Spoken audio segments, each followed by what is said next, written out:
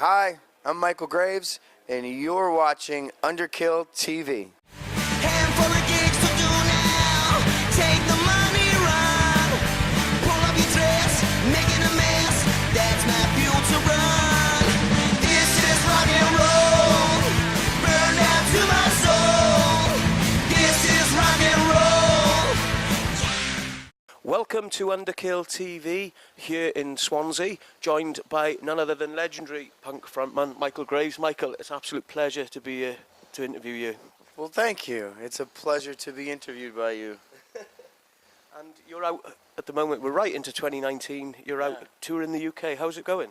So far, it's going very, very well. The shows have been very exciting and positive, and obviously lots of rock and roll happening, punk rock, if you will. It's wonderful to see all the fans and meet all the fans. After I'm done playing, I always go to the merch booth, and I stand there, right? And I talk to everybody, and I sign stuff, and I hug everybody, and everybody's always smiling, and it's just a real good time. And you know, sometimes people more remember the way that you make them feel than anything else. And I think when you walk away from a Michael Graves show, I know that when you walk away from a Michael Graves show, you walk away with a real good feeling in your soul, your heart and soul. And so that's the disease that I'm spreading. Well, I remember, ironically, I should say, I think you were in Cardiff in Fuel last time you come through. Was it last year, wasn't it? A friend of mine, Vicky, she went there and she said it was one of the best gigs she's ever been to, like, you know, and she said, like, exactly what you said. You come straight out after the show to the merch stand. It's very important this day and age to interact with your fans on that level, I feel. Absolutely. It's so much more profoundly important, because I found that sometimes people just need a hug, you know, that physical connection to somebody and looking them in the eyes and connecting with them on that level is very, very important.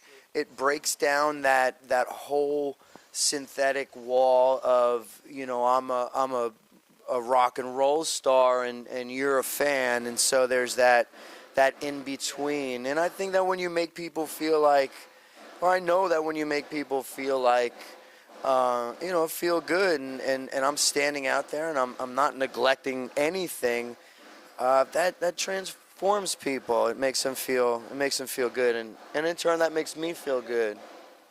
And I mean, as we're pretty much starting the year off in 2019, what's the plans for you for the rest of the year? Have you got any new material you're working on or anything like that?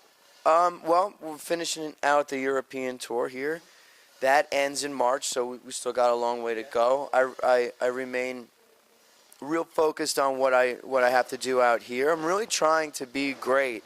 And when I say great, I want to be great like Freddie Mercury. You know, like I want to be great like Elton John. I want to be great like Jim Morrison.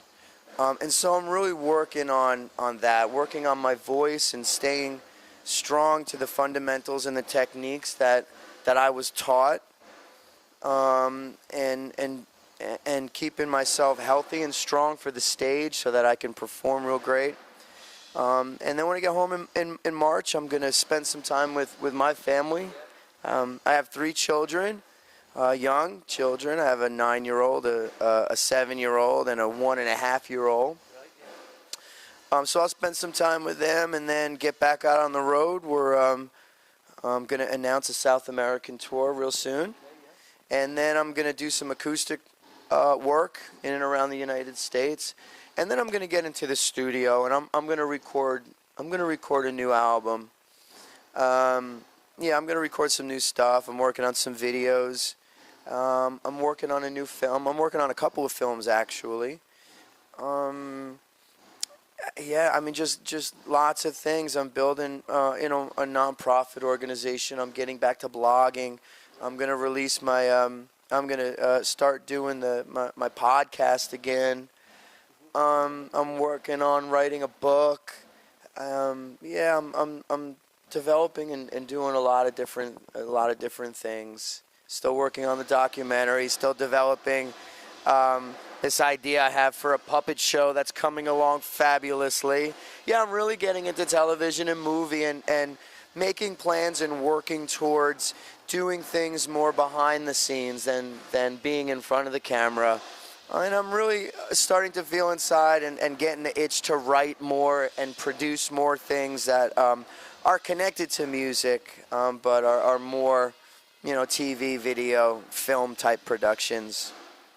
Excellent stuff. And so anybody that really wants to check out anything like that, the website to go to, michaelgraves.com, is it? Yeah, it's officialmichaelgraves.com. Officialmichaelgraves.com. That I'm working on rebuilding that site, but that will be the doorway to everything. Everything that I do will be through there, and you can find the Facebook and the Twitter and my Instagram through that.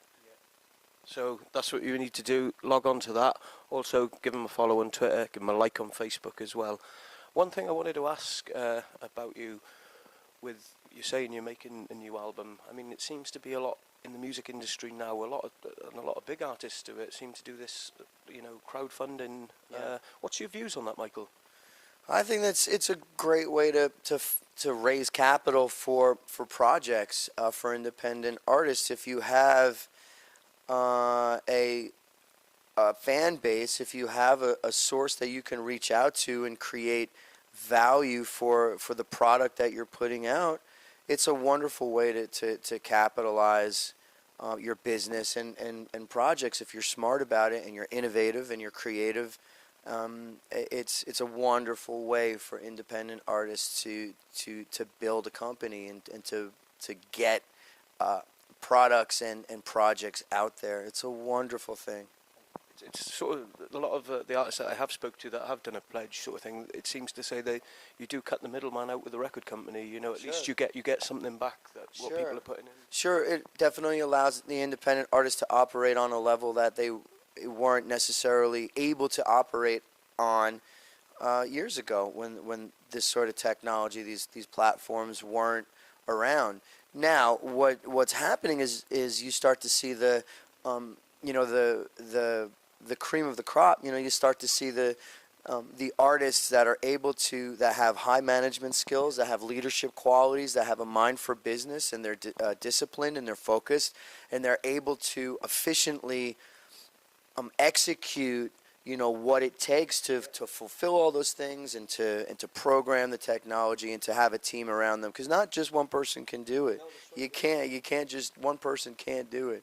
And so I think that you see those that are working harder and those that have an innovative mind and are true artists are starting to pull away from the rest of the crowds.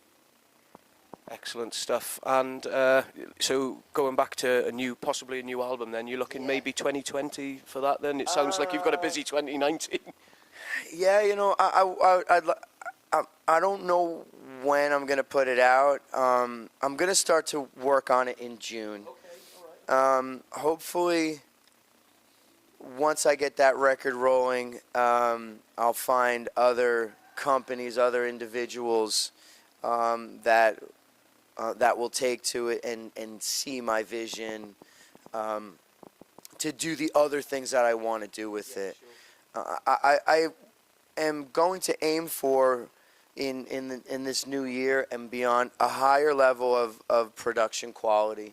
So I'm not just going to go into the studio and spend 2 weeks and just push something out. I've done that for the past 5-6 years now, which is fine.